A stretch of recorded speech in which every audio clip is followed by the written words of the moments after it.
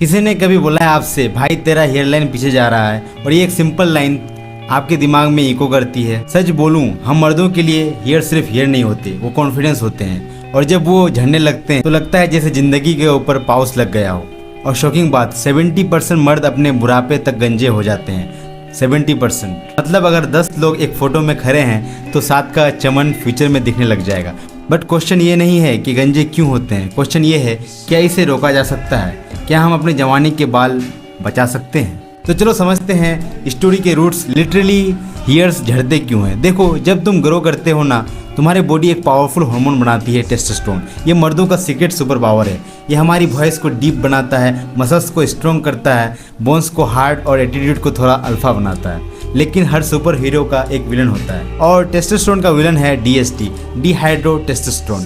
अब डीएसटी हर आदमी के अंदर बनता है, और पर हर आदमी का बॉडी उसे सेम वे हैंडल नहीं करता। कुछ लोग डीएसटी के लिए सेंसिटिव होते हैं और कुछ लोगों के फॉलिकल्स उसके सामने सरेंडर कर देते हैं। जब तुम डीएसटी सेंसिटिव हो जाते हो, ये केमिकल तुम्हारे स्काल्प के छोटे छोटे पोर्स में भर जाते हैं, और वही पोर्स होते हैं जहाँ से बाल उगते हैं, और उसे हम लोग बोलते हैं फॉलिकल्स। और जब ये फॉलिकल डीएसटी से चोक हो जाते हैं, मतलब बंद हो जाते हैं, तो बाल बाहर आना बंद हो जाता है। यहाँ से शुरू होती मेल पैटर्न बाल्डनेस। अब इंटरेस्टिंग बात यह है, अगर तुम नोटिस करोगे तो ज़्यादा बियर्ड वाले बॉयज़ को अर्ली बाल्डनेस आती है, बिकॉज इनकी बियर्ड थिक होती है, उनका टेस्टोस्टेरोन और डीएसटी दोनों हाई होता है। तो एक तरह से नेचर एक ट्रेड ऑफ करता है, मतलब एक समझौता करता है, या तो बियर्ड ले लो भाई, नहीं तो सर के बाल ले जाओ। पर सर के बाल ही क्यों झड़ते हैं, बियर्ड क्यों नहीं? सिंपल, बिकॉज सर और बियर्ड के फॉलिकल्स डिफरेंट होते हैं। सर के फॉलिकल्स डीएसटी के लिए एक्सट्रीमली सेंसिटिव होते हैं। जब हेयर लाइन पीछे जाने लगता है, वो पैटर्न एक एम शेप का बन जाता है।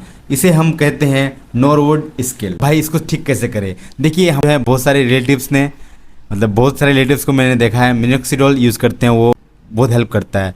मेरे कुछ जानकार लोग हैं, वो यूज़ किए हैं और उसको डिफरेंस दिख रहा है, उन लोगों को डिफरेंस दिख रहा है। तो इसको यूज़ कैसे करना है? देखो, डर्मा रोलर क्या होता है? एक छोटा सा रोलर जिसमें टाइनी नीडल्स होते हैं, उसको जो है जेंटली अपने हेयर लाइन पे रोल करते रहो, वीक में 1 या 2 बार, और इसके बाद ऑयल लगाओ। वही मिनोक्सिडिल ऑयल एक तरह का रोलर होता है, ठीक है। उसके अंदर जो है कुछ जो है पिंस टाइप का बना हुआ रहता है। जब आप रोल करते हैं, वो आपके हेयर्स के जो ये है, हेयर्स के फॉलिकल्स को ब्लॉक जो किया हुआ रहता है, इंजरी क्रिएट करता है। उसके वहाँ पे जो ब्लड सर्कुलेशन बढ़ता है और न्यूट्रिएंट्स वगैरह वहाँ पे पहुँचता है, जिसकी वजह से होता क्या है कि आपका ब्लड सर्कुलेशन अगर बढ़ेगा वहाँ पे, तो न्यूट्रिएंट्स बढ़ेगा, तो जाहिर सी बात है हेयर्स को न्यूट्रिएंट्स पहुँचेगा और वहाँ पे बाल उगने लगते हैं। तो अगर आप इसको कंसीडर करना चाहते हैं तो एक अच्छा इन्वेस्टमेंट हो सकता है, एक मिनोक्सिडिल और एक डर्मा रोलर। डर्मा रोलर तो कहीं पे कोई सा भी कंपनी का ले सकते हैं, लेकिन मिनोक्सिडिल जो है आपको हमेशा एक डॉक्टर के प्रिस्क्रिप्शन से ही लेना चाहिए। ऐसा नहीं कि आपके स्किन को शूट नहीं कर रहा है, पता चला स्किन को शूट नहीं कर रहा है, आप लगा रहे हैं, मतलब आपके जो है हेयर्स के साथ साथ पिंपल्स भी आ रहा है, सब कुछ आ रहा है, तो भाई फिर दिक्कत हो जाएगा। पता है इन्फेक्शन वगैरह ज़्यादा बढ़ गया, तो वो तुमको सोच समझ के तुमको इन्वेस्ट करना है। 5 महीना 6 महीने के बाद तुमको जो है धीरे धीरे छोटा हेयर्स से तुमको दिखने लगेगा, तो थोड़ा टाइम लगता है बस। लोग पूछेंगे कि भाई अगर मैं पूरी तरह से गंजा हो गया तो क्या कोई होप है, आस है मेरा हेयर्स आने का? सच ये है, अगर फॉलिकल्स मर चुके हैं तो नो, मतलब कोई भी तेल, कोई भी हर्ब, कोई भी शैम्पू से वापस नहीं कर सकता। बस 2 ऑप्शन बचे हैं, हेयर ट्रांसप्लांट या हेयर पेच वाले काम सेलिब्रिटीज़ करते हैं, कस्टम मेड लाखों में होते हैं, कोई नहीं पहचान सकता। जैसे कुछ एक्टर्स जिनके बाल रियल लगते हैं पर वे एक्चुअली हेयर सिस्टम होते हैं। दूसरा ऑप्शन है टैटू लुक, जैसे शेखर धवन की 0 कट वाली स्टाइल। बट ऑनेस्टली ये सब कॉस्मेटिक फिक्सेस है, रियल फिक्स भाई एक ही है, अर्ली प्रिवेंशन। अगर तुम टीन हो और अभी थोड़े हेयर लाइन शिफ्ट लग रहे हैं, don't panic, just start small. Week में 1 बार डर्मा रोलर यूज़ करो, उसके बाद मिनोक्सिडिल लगाओ डॉक्टर से पूछ के। तीसरा है बैलेंस डाइट लो, iron, zinc, biotin included. Stress कम करो, स्लीप बढ़ाओ, और सबसे ज़रूरी कंसिस्टेंसी रखो, बिकॉज बाल ज़्यादा डीएसटी से नहीं, डिसिप्लिन की कमी से झड़ते हैं। आप अच्छा से ध्यान नहीं देते हैं, अच्छा से जो है अपने डाइट पे फोकस नहीं करते हैं, स्लीप पे फोकस नहीं करते। ये डिसिप्लिन है, ये आपके बिना डिसिप्लिन का आपका बाल झड़ेगा ही। तो भाई डिसिप्लिन लाओ।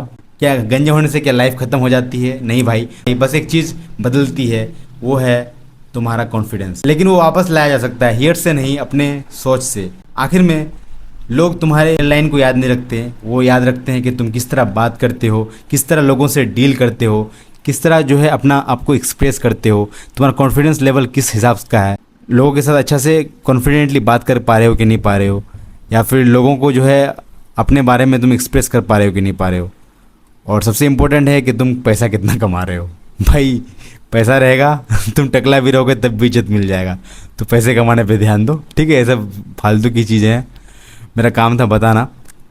तो किसी दूसरे वीडियो में बात करेंगे पैसे के बारे में। पर हेयर रहने से बहुत हद तक तुम्हारा जो कॉन्फिडेंस आता है नहीं है। अगर तुम्हारे पास हेयर्स नहीं है तो भाई पैसे कमाओ, तो पैसा बोलता है तो सब सुनते हैं। Thank you.